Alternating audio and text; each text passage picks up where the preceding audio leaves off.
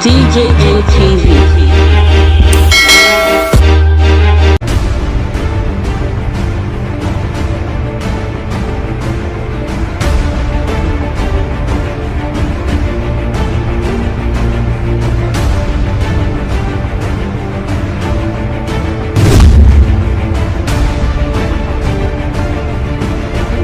Akeredolu tackles presidency on top S-men matter for Ondo State. Correct person there, I welcome you again to another edition of DJM TV Daily News Update. That one-stop channel where they always give you correct news where they happen around us for our country, Nigeria, and even around the world and even Africa. We don't come again with another story for you. The Ondo State governor, they head-to-head with Oga Bubu on top this S-men matter wey dey happen for Ondo State. E never too tey when Mr. Akeredolu, wey be the governor of Ondo State, give order of ultimatum for dis S-men to vacate all the forest reserve while e dey meet with the leaders of the Hausa, Fulani and Ebira communities for im office for Akure, the state capital. He say the reason why he dey talk all this be say the activities of these S-men they don dey threaten the security of the state and the citizens. The state call mandate those wey wish to carry out their nama matter for the state, they go register with their cattle rearing business for the appropriate authority within the number of days when you give, or risk evacuation from the state. E no be small matter as presidency don react. You know say the person wey dey always dey talk on behalf of our president na be Garba Shehu. The man don say instead of ultimatum and contradiction wey go follow the order, the state government and the leader of the Fulani community for Ondo State made a dialogue for good understanding wey go bring about urgent end to the security matter wey Ondo State dey face. He said the governor now go be the least expected wey go say one drive nama people comot for the state. These people don't live all their lives for the state on account of infiltration of the forest by criminals. Say now that criminal then I pursue the people comot for forest. Now make them come enter Ondo State. They for the forest reserve them. The presidency call urge say insecurity not dey alien to any group or language, whether they speak or their location or their faith. Say insecurity can be caused by anybody. When news people meet the governor of Ondo State, I say, oh God, why you say many people make them come out for the state? He express anger over the activities of the criminal element of the state where they hide under the name of herdsmen. They don't get safe haven for this herdsmen waka. He said the security report and briefing from victims of kidnap cases, they point to one direction, traceable to some bad element where they masquerade themselves, say they be S-men. And he said as the chief law and security officer of the state, now in constitutional right to do everything to protect the life and property of everybody waiting for Ondo State. He said the recent security trend don't talk for itself. Say these times requires to make everybody hand dey on top of board as na difficult times now with the face so, and the challenge wey dey our front they quite big, and we go dey determined to face them head to head no matter wetin come.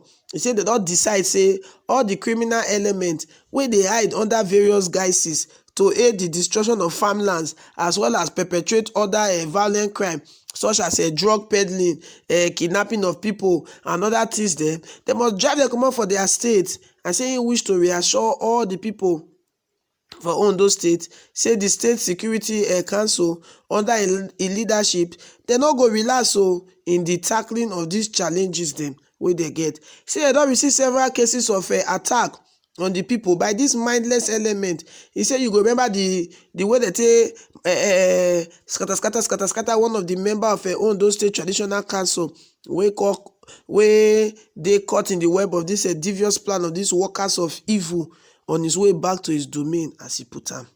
Well, say why we see they grieve that one, other kidnap attempts they always they on the lives of road users across the state, especially along our boundaries and hinterland. He say, however, he don ban night grazing and movement of nama within the state and highways dem.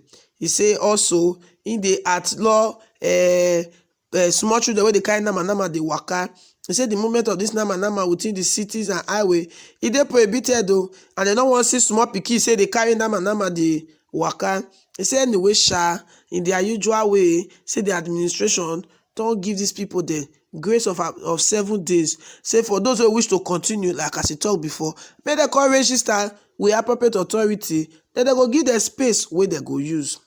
Well, the Miyetti Allah people, they don come outside come say, well, they never receive any news. They don't like wetin the guy dey talk o. They don't understand wetin he dey talk. They never receive any news. But when they receive news, they go know wetin they go do for the matter. Although some of them don't come beg the governor, say, oh, yeah, abeg, give us more time. 7 days not reach for people to take fire, they go. Give us more time. More we know wetin we go do. More we know how we go put ourselves together. Then you get one Yoruba group, socio-political group where they call Afenifere. On their part, they don't clap for the governor. Say the governor, he do well. Say for the governor to say no to wetin the herdsmen dey do. The governor na responsible man. When Malagaba Shehu dey respond on behalf of the presidency, say concern na him be the mouthpiece of presidency. He talk say Ondo State Governor Rotimi Akeredolu make e separate terrorism and crime from ethnicity, geographic region and religion.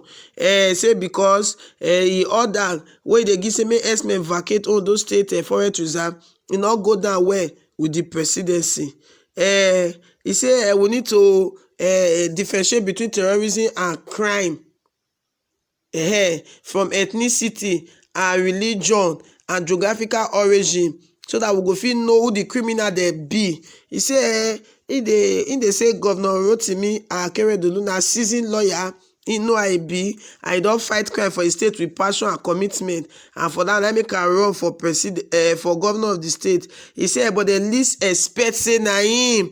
I go be the one to come say make herdsmen dey comot for a forest. Say he could declare say the presidency dey monitor the event for the state since when Akeredolu say make this nama people comot for a forest. Say well, the message don't lead to various contradictions regarding the accuracy and intent behind the message. He said there's little to be said that to call for restraint on both sides and to urge the state government and the leadership of the Fulani communities to continue their dialogue for a good understanding that will bring about urgent end to the nightmare security challenges facing the state. Why somebody don't come out and come say, why be like say when the matter concern herdsmen matter, our presidency dey quick dey respond. When they concern other things, you know they talk or quick talk. But when the thing just touch say na herdsmen, they want do one thing to herdsmen, they be like say na your children they want touch. So that means say our president they emotionally attached to this herdsmen, say cause say na him people. And as they call be people, so you no go want make anybody touch them. I don't know how you see this matter, because they be like say our president they favor a particular ethnic group because therefore come over the rest people for the country. And in a president over the whole Nigeria, not be president over the Fulanis or the Hausas. I don't know how you see this matter. You said drop your comment for the comment section. Make yourself tell us how you reason this matter self to be. Abeg don't forget to like and to share this video. In case you never subscribe, I take God beg you, subscribe to this channel, so that anytime we drop news, you self you go receive a cocoa for your phone. You go know say we don't drop hot story. Me when they bring you this news, my name na Lauro Favor. DJM TV. DJM TV.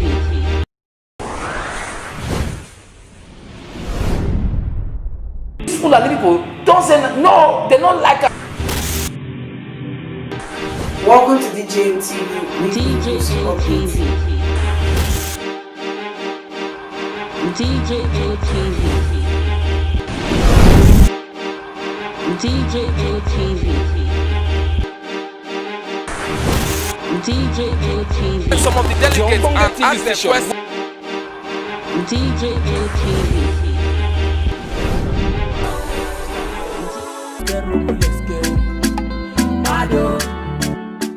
DJM TV. DJM TV. DJM TV.